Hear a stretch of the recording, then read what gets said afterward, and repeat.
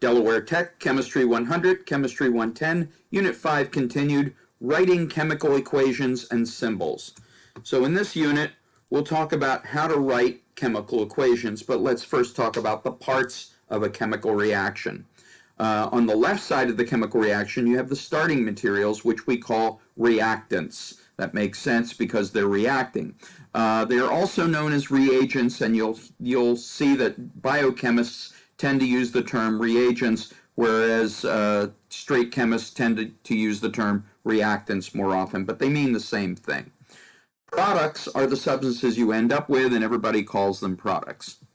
So the reactants will turn into products during the chemical reaction, and an arrow means that those reactants will react to form some products. So we put an arrow between the reactants and the products to show the reaction has occurred. For instance, R becomes P, or R reacts to form P. That would be reactants react to form products. The plus sign is when we have more than one reactant or more than one product. So on the left side, it would mean reacts with. So reactant 1 and reactant 2, or reactant 1 reacts with reactant 2 to form products. On the right side, it just means and, because we're forming this and we're forming that. So here's an example where reactant 1 is reacting with reactant 2 to form 3 products, P3, P4, and P5. And we also frequently denote the physical state of each reactant and product. This doesn't always happen, but it is pretty common. So if it's a solid, liquid, or gas, we put a subscripted parentheses with S, L, or G in it to represent those 3 states of matter. If it is dissolved in water, we don't count it as solid anymore or liquid anymore. We count it as aqueous. Aqueous means in water. Aqua, the Latin word for water. Agua, the Spanish word for water. It's related. So aqueous means dissolved in water, and you see this very commonly, especially with salts or acids that are dissolved in water, but also a number of gases can be dissolved in water as well.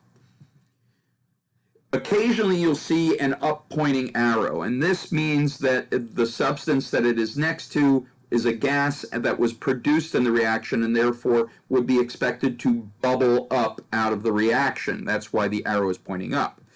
We also have arrows pointing down. This means that an insoluble solid precipitates out of solution. Well, what does that mean? That means you mix some chemicals together, and frequently this is done in water. You might mix 2 different salts together that produce different ions, and certain ions will find each other, like this example of lead plus 2 ion, lead 2 ion, and 2 iodide ions. When they find each other, they form lead iodide, lead 2 iodide, and this is very insoluble in water. Even though most ionic compounds will dissolve in water to some extent, this one has very poor solubility. So as soon as it's formed, it will precipitate out of solution and will literally float down to the bottom of your test tube or your reaction vessel, and it's very easy to spot because it's bright yellow. Sometimes you'll see this reversible arrow. These are 2 half arrows. They're not full arrows. A half arrow pointing to the right and a half arrow pointing to the left. This means the reaction is reversible. In other words, the products can form reactants and the reactants can form products. Technically, every reaction is reversible, but many reactions favor one side so much that we just use a normal arrow pointing to the right. We also have symbols with either this delta. This is the delta, the capital D in the Greek alphabet. It looks like a triangle, or just the word heat. The delta goes back to Aristotle's Elements. This was his symbol for fire. So if you see that, it means the reaction had to be heated up to make it go. We also have some reactions that require electricity to make them go. There are many chemical reactions that will not go unless you drive them with additional energy, and the way the energy is added in some cases is with electricity. This is frequently found during reactions called electrolysis, where you're using electricity to split up molecules that normally would never split up on their own. And then sometimes you'll see the names of certain substances above or below the arrow. This indicates a catalyst, something that was added to the chemical reaction to make it go faster. And it can be used over and over again because the catalyst is not used up during the chemical reaction, but there'll be more on that in another module of this unit. So when we write chemical reactions, initially we write what are called skeleton equations or skeleton reactions. These are reactions where we just write the formulas of the compounds involved in the products and the reactants and the symbols used to describe them, but we don't balance the equation. And we'll talk about balancing in the next module, but it doesn't indicate how many of each molecule or each atom or each formula unit are reacting, and it doesn't indicate how many of each product are formed either. So here's an example of a skeleton chemical reaction. H2 gas, which is hydrogen gas, plus O2 gas, which is oxygen gas, can react to form water, H2O, which is a liquid, which will become a liquid eventually. And you'll notice on the left side of the equation, I have a total of 2 hydrogen atoms, if we're just counting the atoms here. And on the left, I have a total of 2 oxygen atoms. But if I look on the right, there's only one product that has 2 hydrogen atoms. Well, that's fine. That balances with the left side. But there's only 1 oxygen atom on the right side of this equation. So this reaction is what we call not balanced. It doesn't have all the same number of each element of each atom on the left as it does on the right. But that's okay for now. This is just a skeleton equation telling you, oh, I've reacted hydrogen gas with oxygen gas and I got liquid water as a product. We'll learn how to balance it later. Here's another one, magnesium metal or magnesium solid, which has no charge to it, by the way. No elemental form has a charge on it.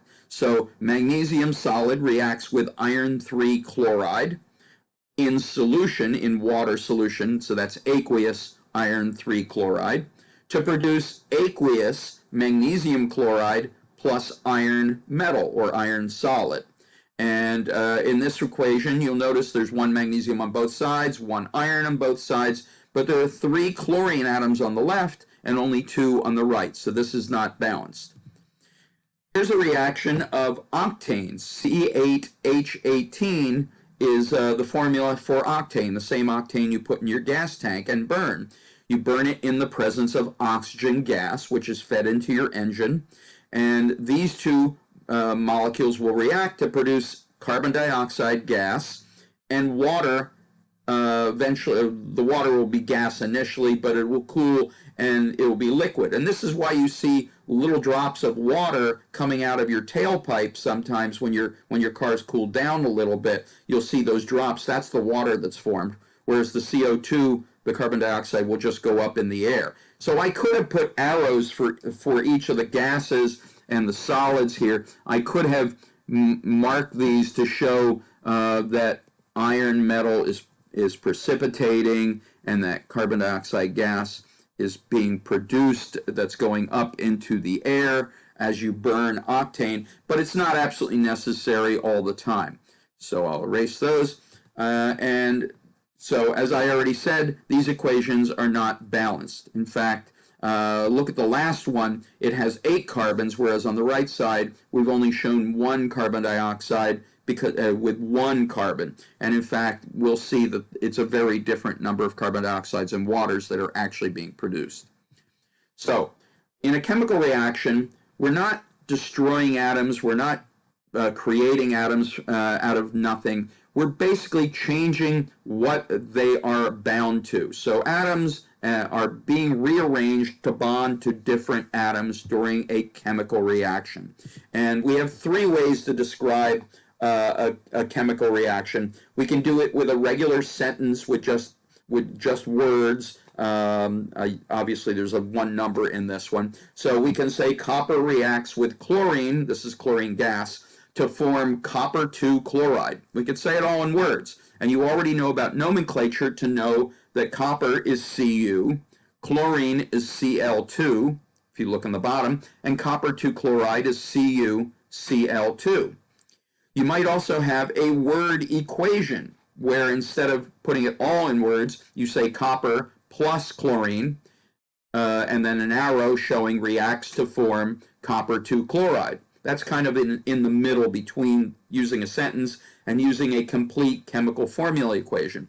We're going to favor writing chemical formula equations. Those are the most useful to a chemist, but frequently you will see it written in sentence form, so you should know how to go from one to the other.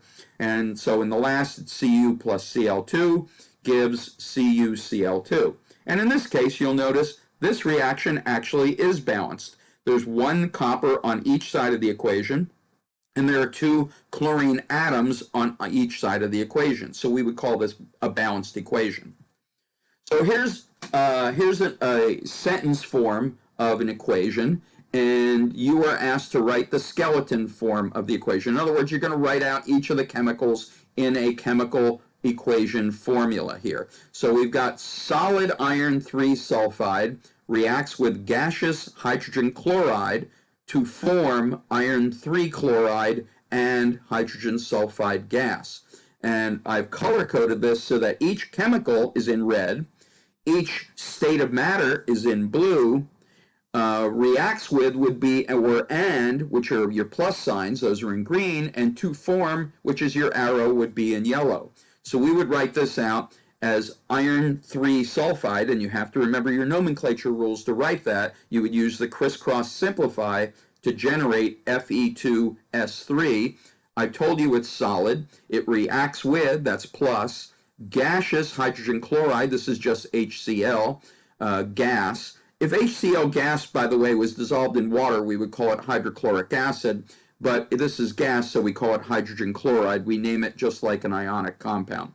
To form is your arrow, iron 3 chloride, which is FeCl3, and is a plus sign, hydrogen sulfide gas. Hydrogen sulfide has 2 hydrogens and 1 sulfur, and it's a gas. This is one of the 2 gases that makes rotten eggs smell so bad. So you really don't want to be near hydrogen sulfide gas. Here's another one. Nitric acid dissolved in water reacts with solid sodium carbonate to form liquid water, carbon dioxide gas, and sodium nitrate dissolved in water. Again, I'll color code it to show you. All the substances are in red, and the states of matter are highlighted in blue, and then the rest is in green and yellow. So we've got nitric acid, and you need to know what nitric acid is. We haven't gotten to the acid chapter, but nitric acid is HNO3. We are told it's dissolved in water, so that's aqueous. Reacts with sodium carbonate, which is solid. So Na2CO3. And you use the crisscross simplify rules of sodium ion, Na+, and carbonate ion, CO3, that has a -2 charge to get this formula. To form liquid water, H2O, liquid, carbon dioxide gas, so that will rise up, it'll bubble out. You'll actually see bubbles when you do the reaction. And sodium nitrate that is dissolved in water, and we write aqueous for that. So that's how you write these. Here's another example. You can practice this one. Solid iron and oxygen gas react to form solid iron 2 oxide. And I'll pause here. Okay, and let's see how you did. So we've got solid iron, which is just iron metal, plus oxygen gas. Remember, oxygen is one of the diatomics, O2, reacts to form iron 2 oxide. And use crisscross simplify. Iron 2 would match with an O -2, so we have 1 iron and 1 oxygen in the final formula, and that's a solid. So in the second example, we have aqueous calcium nitrate reacts with aqueous sodium phosphate to produce aqueous sodium nitrate and solid calcium phosphate precipitate. So what's actually happening here is the calcium from one compound is reacting with the phosphate from the other to produce calcium phosphate, which is not soluble in water. And you can actually see this drop out of solution, precipitate out of solution as a white powdery looking material that's not soluble in water. Remember, our bones are in large part made of calcium phosphate. You don't want bones being made out of something that will dissolve in water, which is why calcium phosphate is used in bone structure. So let's look at the answers here. We've got calcium nitrate shown here, calcium with 2 nitrate groups. I'll pause here and see if you can do the rest of this on your own. Okay, and now I'll show you the answers. This reacts with sodium phosphate, Na3PO4, also aqueous, to form sodium nitrate, so it's 1 sodium and 1 nitrate in this molecule, aqueous, and our solid calcium phosphate. And you'll notice the calcium phosphate has 3 calciums and 2 phosphate groups. You will get that formula by remembering to take calcium ion, which is Ca plus 2, and phosphate ion, which is PO4 minus 3. Do the crisscross. You don't need to simplify in this case because you can't simplify, and you will get this formula, Ca3 parentheses PO4 close parentheses 2 calcium phosphate.